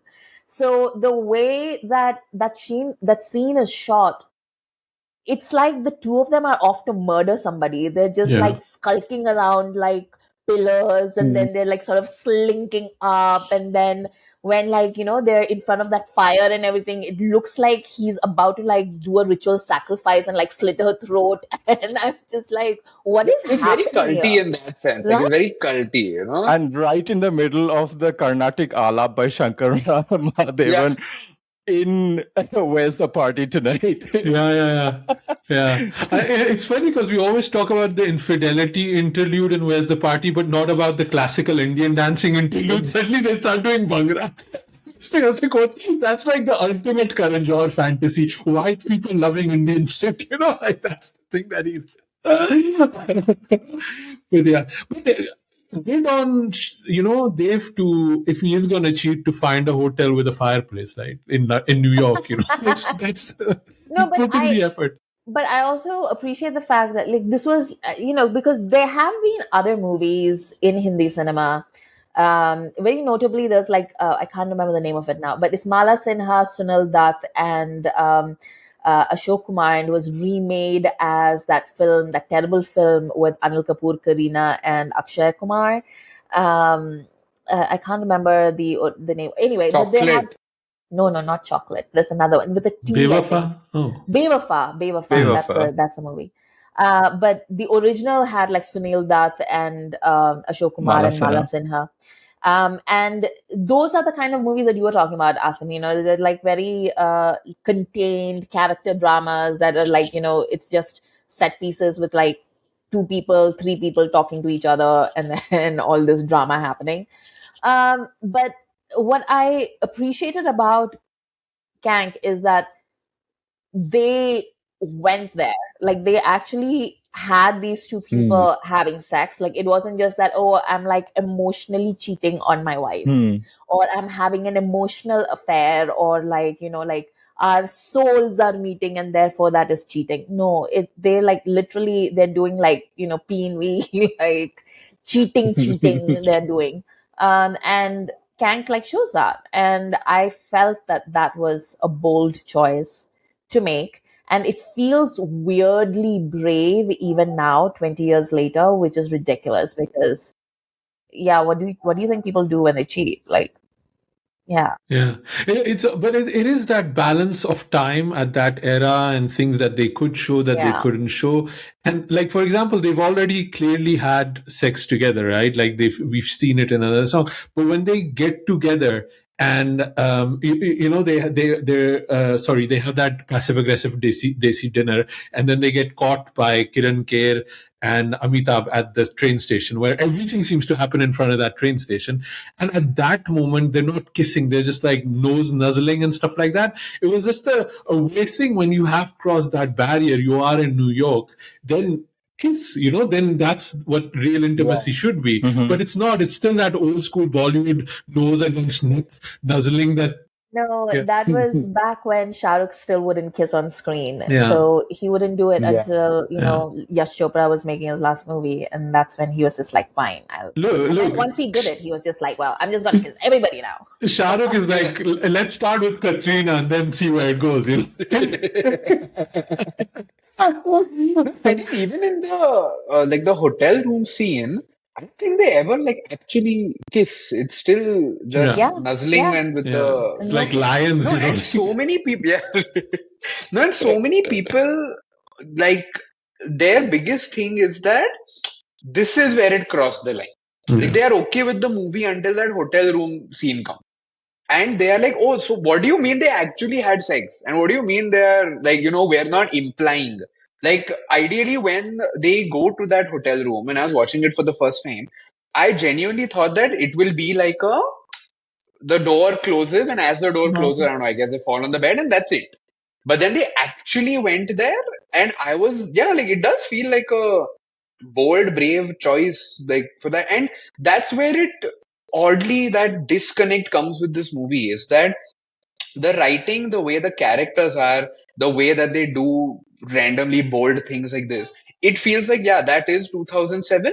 But the rest of the movie, like the editing, or say sometimes when the camera will just randomly zoom into somebody's face and stuff like that, that still feels 1999, yeah. Yeah. Like, that It's is that transitional. weird. It's a Yeah. transitional movie in There a is a way. lot of editing choices which very much emulate like Balaji Telefilm's daily soaps in Yeah. this. Like there Yeah. is a lot of white flashes, then the hard transitions like zoom, zoom, zoom, zoom. That's very Balaji. They No, have and made they it infamous randomly now. also have great moments. Like the scene where Abhishek screams at Rani and tells her that "Tum to mujhe bachcha bhi nahi paye," that fight. Mhm. When she's walking away, the camera tracks across the 3, 4 windows that house has, and then it stops when he grabs her. And I thought that, oh wow, maybe the scene will continue through this frame. But then it Yeah. just doesn't. It just again cuts to like over the shoulder, and you're like, oh, why did this happen? You know, like it's such a, and also in Abhishek's house, whenever Abhishek is talking, I thought that the sound quality was so bad. Mm. Like I Yeah. could just hear like this echo and like the reverb, and it Yeah, was really they were bad. doing like sync sound, but oddly, like Yeah, some scenes, he was actually dubbing some lines because it was very unclear. And then yeah, you can tell how the sound quality swaps between the two. yeah, yeah. And And it then oddly happens when they're at that kitchen dining Mhm. table island.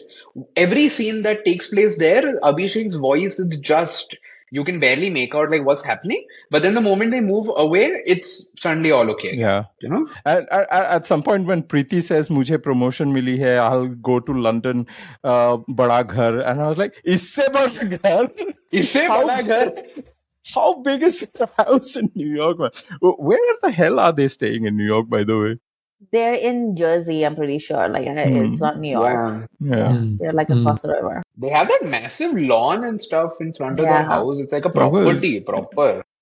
So I think like the central tragedy of KANK is basically that Karan had a vision and he had conviction and he was like, like this is something that, what Asim was saying about infidelity being in.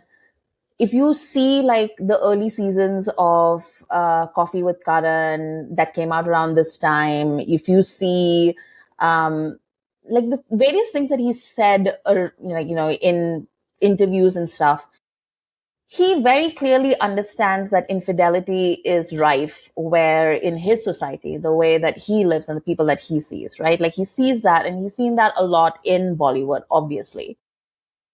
And I think he had the conviction to make this movie, and unfortunately he cast a whole bunch of people in it who are all like incredibly not just prudes, like your garden variety prudes, but like moralistic bores Yeah. Yeah. about Yeah. everything, right? So I think that's also why this movie seems uneven in tone, Yeah. because I can only imagine that every time that they did something, where he committed to the bit, his cast was just like, "Are we going to do this? Oh my god!" Like Yeah. I disagree. And You need a whole like Ranveer basically for them to yeah, in that basically. And I feel like, like that's, I think, probably one of the reasons why Rocky or Rani felt like more tonally Yeah. like correct than Yeah. anything since like Kuch Kuch Hota Hai, probably, because like Ranveer is like very much a director's actor to the point where he's like, oh, you want me to like jump off a roof? I'll jump off a roof in real. Yeah. That's the kind of actor he is, Yeah. right? Whereas I'm sure like Shah Rukh was fighting him every step of the way. And so was like Kajol flat up said, Nahi, I won't do this. And you're all wrong and perverts and degenerates. And like, even like years after this movie came out, like they're all still. I haven't seen Rani apologize for this movie, honestly. No, she's actually very like Yeah. pro this movie. She's like very Yeah. much on. Yeah. And she put in, like, you were talking about like the emotional heart of this movie and like Abhishek's performance, etc. To me, that's Rani. I feel like Rani really holds this movie together in a way that, like, they really gave her an opportunity to do that, and this was, I think, one of her best leading lady roles that I've ever seen her in. And she really plays that, that when she's in love with Shah Rukh and she's falling in love with Shah Rukh, but then she's also like completely frigid with her own husband, and the guilt that she feels and the weight and the burden that she's carrying, but also how she's like light even when Shah Rukh is being like a mean a-hole to her.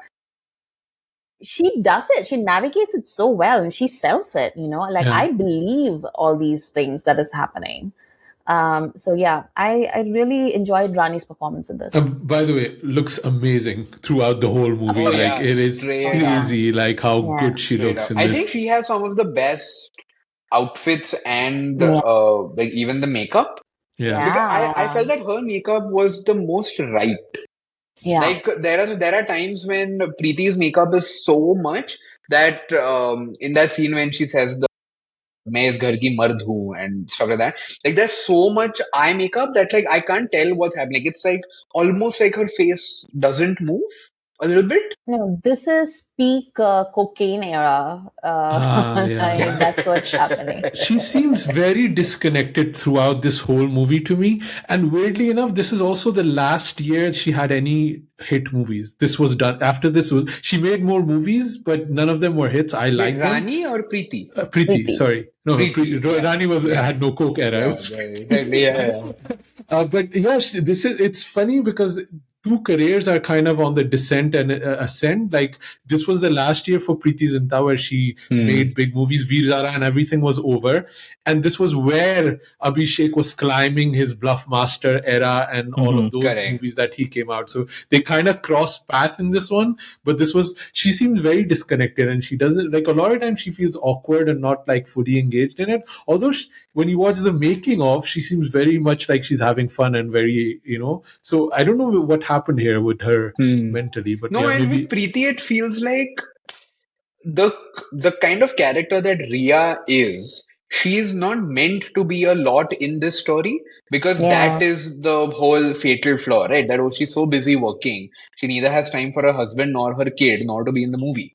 But when you cast somebody like a Shah Rukh, you're like, I can't just get any non-A-list actress to play his wife because it also has to feel as intense that Shah Rukh really despises her. And Yeah. if it is somebody who's not an A-lister, the audience is just going to be like, huh, because she's not like a really good looking, famous, whatever. Like they will have that notion about it, which is why they're like, no, no, we need to cast somebody who can go toe to toe with him, which is why Preeti was cast. But then almost two-thirds into the movie, I was like, she's not had much to do apart from like one fight, Like she really is like the biggest victim of everything, Had no part to play in it, got screwed over every. Let's talk about the soundtrack quickly before we start wrapping up, because I think the soundtrack is still ace, and I think the whole movie, I think Karan really brought his A team, like he brought the dream team back, Farah Khan on, choreography and set design and songs, and then the music by Shankar Ehsaan Loy. Amrita, what were kind of like the standout tracks, and also just like in terms of picturization, what kind of like stood out for you? That Four Seasons thing, right? It's just like amazing. Like it's still the most beautiful, that autumn sequence where like all the colors are like so like you don't really see a lot of burnt orange in Bollywood choreography and like picturizations. So it just really, it's still just so beautiful. And this time around, I really was obsessed with Tumhi Dekho Na. Like Mitwa has always been like my favorite song, but Tumhi Dekho Na this time around, I couldn't stop like playing it back over and over and over again. Parth songs, which Sujoy. No, wait, Sujoy, please. Yeah, Tumhi Dekho Na picturization wise is the ace in the deck of cards. I think Anil Mehta pulls out all his tricks. It's gorgeous to look at. This time around, I found when it transitions from the blue winter to the all the seasons, and then it comes back to I think either it's St. Paddy's Day or it's Christmas with the green at the end. And I saw Ayan Mukherjee in the crowd. He's carrying a big wrapped Christmas present in the extras. So yeah, Tumhi Dekho Na, I really enjoy Rock and Roll Sonia. It's very much what Karan wants to do, it too. Yeah. and the sort of homage to Mumtaz in Aajkal Tere Mere Pyar Ke Charche with the 60s theme. It's such a banger of a track, and that whole Kajol cameo, I really enjoy that. And what else? And Mitwa. I mean, Shafqat's one of the few Shafqat songs that we have in Bollywood. He aces it. But I don't enjoy one thing, and it's that the main character, Dave, he's such a football fan, but he's an American, so he should be calling it soccer, but he keeps saying football, football, football, and I don't like it. I do like in I think it's in Mitwa, right? The dream, he has the dream sequences, right? Too. Mhm. And it's not that he's just romancing Rani in those sequences, but he's also running. I thought that was a very like nice touch in the song, that like in his dreams, he's not just he has the woman, but he can also run. He can also express joy again. And I thought that was a like really nice little touch that they. By the way, I think Ayan was carrying the script of Brahmastra in that bag that he was carrying. But I think songs. this is I think this is my favorite soundtrack of all time. Like it's just all hits, like not a single miss. And I felt that for a movie that takes itself so seriously at times, but at the same time is able to do like really let go and do like Sexy Sam or whatever that stuff is. Or like even the comedy in the thing where like the jadoo thing he does with like the face mask or whatever. All of that, I felt that the soundtrack really represents the tone of this movie, like 1:1. Like when it needs it to do Mitwa, it can do the Mitwa. When it needs it to do Tumhi Dekho Na, yes, rock and roll Soniye, where's the body? It just nails every single one. And surprisingly, my least favorite of the soundtrack is the title track. I'm Oh yeah. not Oh, really? a, yeah, I'm not a, I love the score. Like I love the instrumental version of it, but I felt that, oh no, like I'm not, I just couldn't get into it. I love that song, Sing. but I think there's a few moments that that song just pushes it too much. And Yeah. there's one sequence where,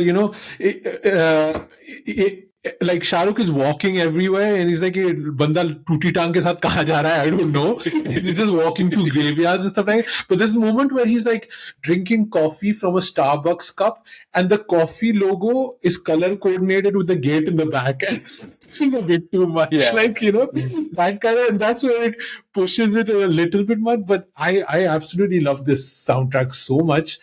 The Rock and Roll Sony I love because it, like, I just love Abhishek and Amitabh dancing together, and it has this Oh yeah.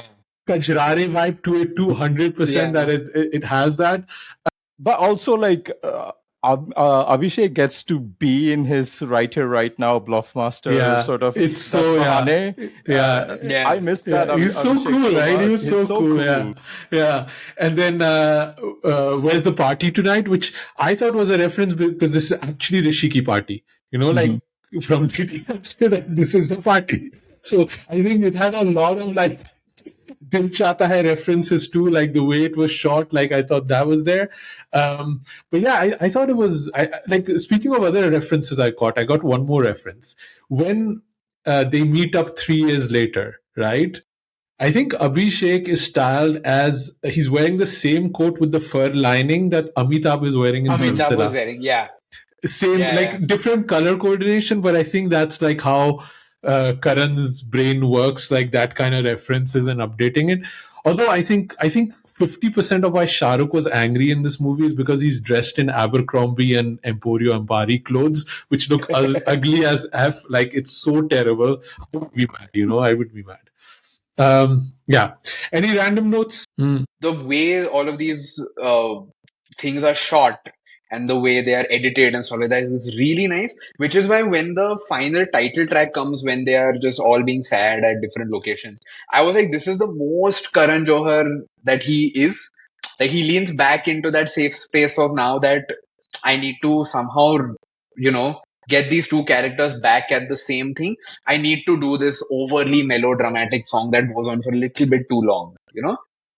If I, That was if the only thing that I had like If a I had thing editing with. skills, the one edit I would make is about how Bollywood portrays ultimate sadness as eating alone. Eating It's alone. like Yeah. Geet in Jab We Met eating her sandwiches, here Yeah. Shah Rukh eating the saddest noodles in the world, that kind of thing. This one really kind of like, it's one of those desi things where, and my Desi wife was, things, yeah. she walked in and she was like, your levels in desiness is eating together as a family is the happiest. Eating alone is sad, and not eating is the worst thing that can ever happen to you. Khana bhi nahi kha raha. Yeah. That's like emotional scale of desi people. Sujoy, any random notes about the movie that we haven't covered? When they introduced Catherine 3 years later, I was like, Catherine. Kathy with a K or a C? That's a very Chandler Wing joke. Arjun Rampal, I thought, was this when they realized he's the Ravan? Uh, they did a lot of shoots in that 3 years time jump. After that, they did a lot of shoots in the brownstones, Sex and the City kind of area of New York, right? Where Rani's character is now living, which I found like an interesting thing, that this is a New York movie, so they wanted to explore that side of New York as well. And they litter a lot in this movie. I hated that. You didn't like the chingam throwing away thing? No. Amrita, any random? Wildest one is, sorry, like when he spits the chewing gum at Preeti and Kiran here, and they're doing like they're making some cake or some shit, and he just spits the thing. I was like, oh my God. Yeah. The 2000s was wild, man. We used to just do Yeah, that dude. stuff, you know. Yeah.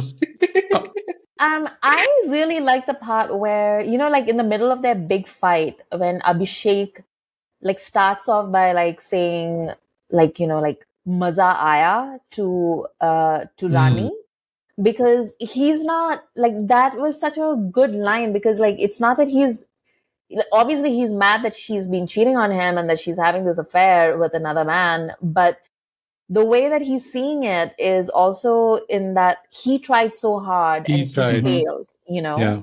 and that's not a common perspective that you see in these sort of situations, especially on film, where like, the the the the man who's being cheated on is just like, well, but I tried so hard.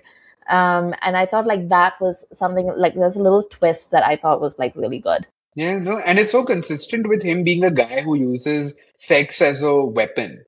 Like Yeah. throughout the movie, his Yeah. biggest flaw, in my opinion, was that he's a guy who constantly tries to use sex as a weapon against Yeah. Rani Mukerji. And a part of that is also because, they tried having a kid and like, she couldn't. And he Yeah. constantly attributes somewhere to that, like he's so childish in that sense that that, oh, if we didn't have a kid, maybe like having more sex will satisfy that thing in me. Like, I don't know, that was like a really good touch for that character being I the think way like he's that. looking for connection more than that. I think he's looking for a way to connect, and he's trying emotionally, he's trying relationally, and he's trying physically, and he hits a barrier every time.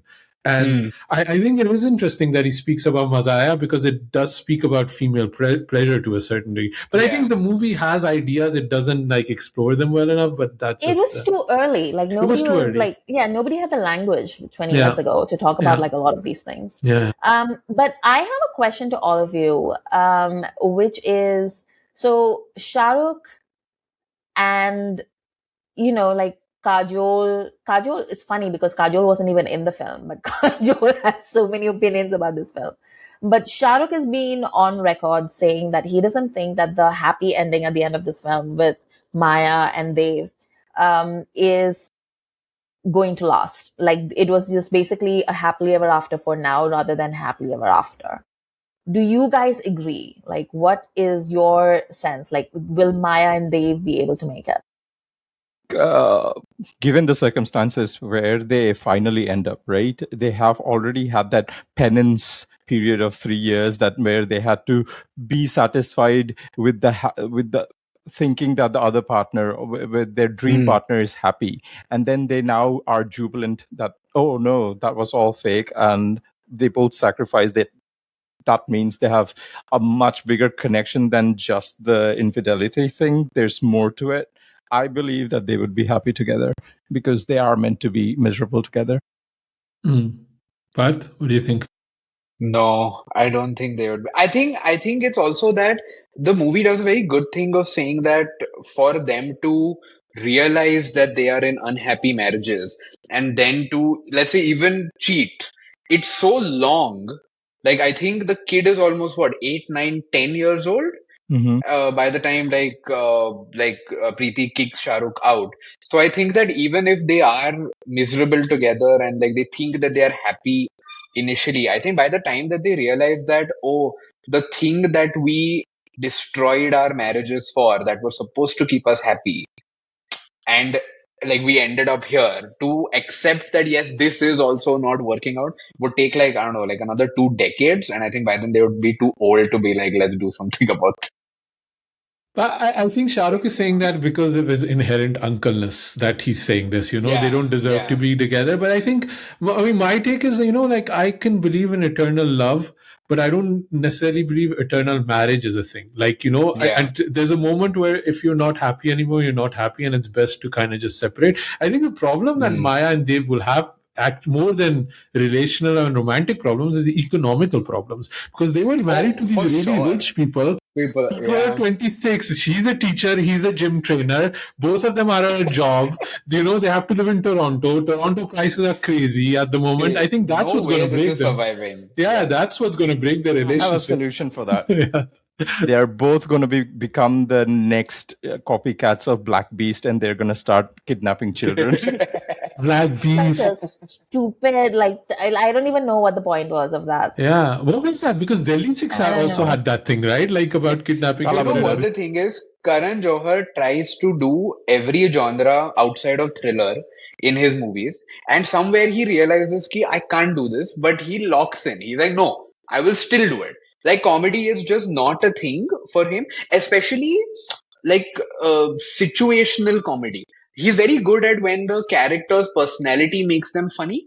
Like there are times when they're in that sex shop and Shah Rukh just says, like he's holding that doll with the bra on or whatever, and he says, "Ye tumhari behen hai," or something like that. Like it's really funny because you Quips. believe that He's good at yeah, quips. quips. Even in Rocky Rani, like Yeah. Ranveer is funny because Ranveer is the kind of person that he is. Whenever he tries to do this circumstance or this scenario is like a comedy scene, when he tries to be David Dhawan about it, he just flops really badly. You know? Amrita, do you think they'll end up together? Yeah, I do think they'll end up together, actually. It's like what Parth Yay, was saying. Like, Amrita! no, Koi to because mere like, team hai. nay, because I think Parth is also on your team only because, like, like he said, like it's gonna take like Rani's not the kind of woman who quits. The only reason she quit her marriage is Yeah. because they forced the issue. Hmm. Yeah. And Dave is like, who's he gonna find? Like he's got the personality of a jackass. Like Yeah. he's not gonna patao anyone else. Like the only reason he was able to patao Maya is because Maya was in a shitty situation to start with, and she's apparently He like, took advantage straight up. yeah, Like, sorry like to say, like he was like she like she basically had like this one little like weak moment, and Dave just swooped in and like sort of like became Pounce. like, yeah, like I'm your friend actually, and then surprise, we're lovers. So like they're not going to find anyone else. Who are they going to find? And they're going to be, and I'm sure like even the rich part of it is fine because I'm pretty sure Sexy Sam has set up some sort of like alimony Fun. situation for his ward. So like there, he can move into her nice fancy brownstone. He's used to And it then anyway, living off, women yeah, earning. exactly. Like he's Nothing not going changes for to. Dave. So there you go. Like I think they're like basically set up for life, and they're clearly sexually compatible because Rani's found like the one man who works for her. So She's frigid, he's langda. yeah, exactly. it's Sexy Sam and Rab ne Marjorie. bana di jodi. I have another question for you guys. That if they do make the remake today, let's say they make an OTT show, who would you cast from the today's crop of people in I this? mean, apart from, I mean, no thing, but it's gonna be some like influencer people, right? Like it's gonna be like No, no, like no, no. I'm saying. Let's say You. that. you could be. Oh, if they, no, but like if they really go serious, like who do you think could play these characters? Know if anyone who's on the A list would play Mhm. these characters Yeah. today because Nobody it's would want weird. to play this. Yeah. Yeah. It's weird because we are like we've reached this point where we are much more open about sexuality and sex acts and all that kind of stuff, but we've also relegated it to the B list. So, Yeah. yes, there's like a lot of sexy bits on TV, but it's all on like alt Balaji. Like it's not on like, We're not Yeah. doing you know, Kurban anymore. Like Kurban. yeah, Yeah. you know. Yeah. So it's that weird two-tier system that we've come up with where like we can talk about stuff, but as long as it's not somebody who is supposed to be on the A list. Like if say a Ranveer Singh or a Ranbir were to like do this kind of movie today, they would get crucified and they would have like a lot of people would just basically bring Yeah. their personal life into it. Well, here's Ranbir playing his true to life form, like, this I is how think he's I like, think they wouldn't say yes for the pure reason yeah, that their personal lives are so yeah, dragged into it. And yeah. if you go really young, who you going to cast? Like what? Ahan Pandey is Dave. What? Who else is there? Who else is Uh, even going to Well, play this guy? who would you cast to play like Sexy Sam? Because like that's like a Amitabh only really again. Amitabh yeah. again. Honestly. Pankaj Yeah. Tripathi. Pankaj. Lallu top. Lallu Top. Lallu Top could do it, yeah. They just shoot him from behind all the time throughout the movie. You know who, like seriously, who would be a good contender for Sexy Sunday? Like a Sunil Shetty. Like today, the way Mm. he does his beard and everything, like he looks his age, he would probably be like a good Sexy Sam, who knows? And then he'd open his mouth and he'd say something, and you'd be like, That is true. No, no, that will dub. No, the dubbing will still be Amitabh. For the look, I think we should get. As a successful woman who's boss lady, it could be that Kusha Kapila. She's acting. She's an influencer. She wants But to do. she's terrible at both. So, But she's like, no, I think she's been like, I think that like if I'm really like thinking like, because I think this is above, this is below Janvi, Ananya yeah, level yeah, of yeah, yeah. actors, right? So you need to go slightly lower. And Ananya will say, I've already done Gehra, so why would you Yeah, again? yeah. So Honestly. you need to go slightly lower. So I'm thinking if you're thinking of these guys like that Rohit Saraf guy, Correct. that's the level I'm thinking of. Sanya Malhotra might be No, too low. quite She's too too high, low. man. Yeah, we need lower. We need to go lower. Lower. Yeah. Who was the other girl? The one who was with her in Dangal. Fatima Sana. Fatima Fatima Sana Sana Sheikh. Sheikh. Yeah, Maybe Fatima she could would be. work. Fatima would make like Fatima would do like Rani's role more Rani, than yeah, she could do Preeti's Yeah. role. that. Yeah. I think Tripti Dimri might also be quite good. She She'd wouldn't be do it, good, but she wouldn't do you it. know, Yeah, she'd be good, no. but she wouldn't do it. Yeah. Too busy making Wanga movies. Who else? Are there no other actors left? Sara Ali Khan, what? Vamika Gappi I think bande that's the again. tragedy of it, right? We don't even have actors. The worst part is they would do figure out. I'm telling you, Rakul Preet will somehow turn up in this movie. I'm telling you, mark my words. If they give them these guys free reign, no, somehow, I don't know, every movie that is about inappropriate romance, infidelity, women are absolutely being like, dragged through the mud in the movie. Somehow Rakul Preet always reaches there. Like she's first. वो attendance जैसे मेरे को ले लो please guys.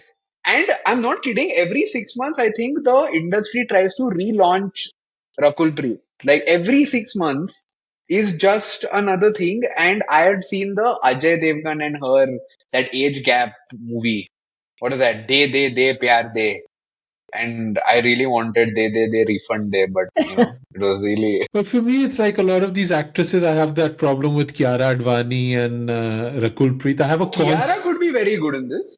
I have a concept of they exist. I've seen their movies. I Yeah. couldn't tell you anything about them. Like I don't know who these people are. Any of the girls who are in Welcome movies, or in the Welcome to the Jungle or whatever, I have Yeah. no clue. Or the Housefull movies, I have no clue. Which who is movie there. are you talking about? Is that Ravina Tandon and Jacqueline Fernandez? they're No, the new ones. Disha Patni. Pooja Isha Hegde. Patni. Yeah. Who's But then you that have to movie? gender Yeah. swap, right? Like that would be good. Like That would be actually. let's gender swap now. It's not between man and woman that the thing is happening. It's between women Yeah. and like wasn't that a show with Martin Short and like something like that where the husbands get together after this long friendship Yeah, and then the yeah. Jane Fonda Grace was and in it? Frankie. Not Matt, Grace and Yeah, Frankie. maybe Grace and Grace and Frankie. Frankie. That's the way to go. That had 4 seasons. So Yeah. If you watch that movie Jug Jug Geo, and I don't know if you guys have seen it or I not, have. that fight between Varun and Kiara, it felt the most Kabhi Alvida Na Kehna fight I have seen since Oh Kabhi yeah, Alvida you're Na Kehna, right. to be You're very right. honest. You're The right. way they Yeah. talk and the way Yeah. they move their bodies and the way the camera is set, it felt like Karan walked in and he's like, guys, I know my shit. I'll do this part. बाकी का सब फालतूगिरी तुम देख लो मैं ये करता हूँ please. Final words, Parth. Where can people find you online? They can find me on Instagram at too many tats and I am nowhere else. So yes. Amrita. Still on a social media break, so good luck finding me anywhere other than like patreon.com/Khandaan podcast, which is where I still sort of, hang out. And I've been a little low in presence there as well because there's been like a whole bunch of things happening, but that's going to change this month onwards. So come find me on Patreon, which you can join for as little as $1. Sujoy. I'm mostly on Instagram at 93K, and you can check out Khandaan podcast content on YouTube as well at Khandaan podcast. Drop us an email at youpodcasting@gmail.com.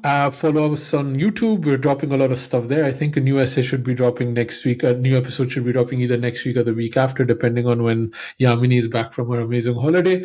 And yeah, Patreon is the place. I think we're going to be doing another listener episode soon too. So watch out for that. And thank you for listening.